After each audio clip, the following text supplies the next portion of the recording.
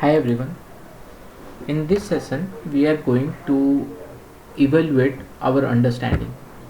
Till now, we have seen the different ways of creating the object. Along with, we have also seen the different memories associated with the string. As discussed in the previous slides or in previous session, for string are immutable. As they are immutable, so JVM creates a special memory, or we can say JVM allocates a special memory which is called as a string pool or string constant pool. Whenever we create a string object, first compiler checks whether the string object exists or not in the pool. If it doesn't exist, then it creates a pool. If it exists, then it points to the reference variable points to the existing object instead of creating a new one. So this is what we have discussed.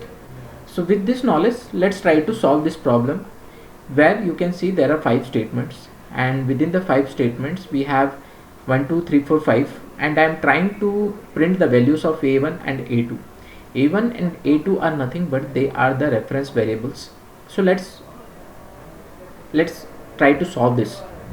And in order to solve this, first let's go one by one or each statement.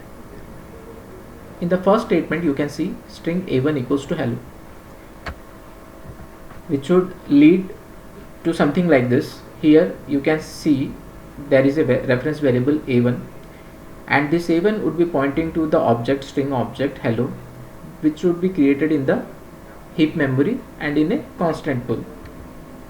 Now followed to it, you can see there is a second statement string a2 equals to a1 dot concat world. So as I have explained in the previous session, that concat is nothing but it is a special function which is associated with the string, and it helps in appending the text or the strings.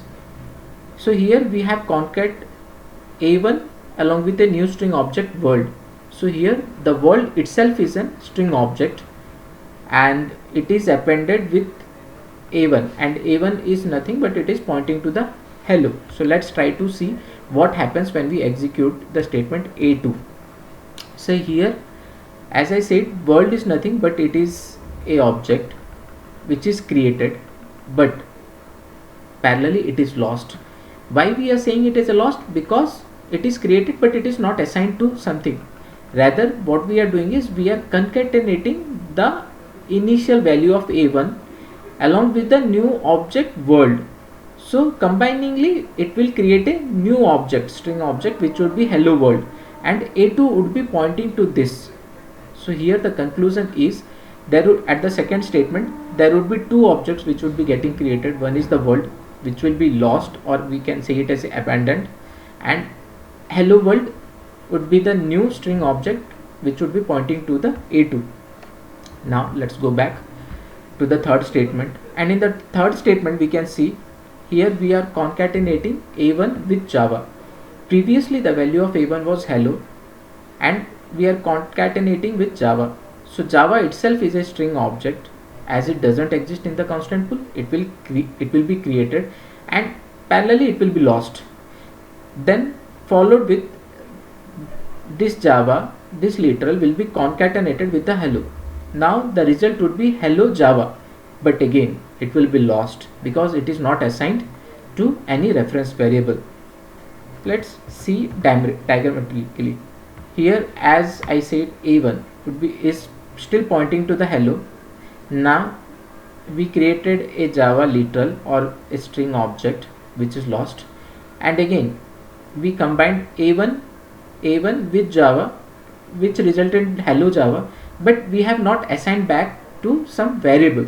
So both the variables will be, or both the objects will be lost. Now let's get back to the fourth statement, and the fourth statement is something like a2.concat my first program. Here also it will be the same thing. My first program would be getting created, which is which would be getting created in the string pool, and it would be concatenated with a2, that is hello world, but again it will be lost as we are not assigning back to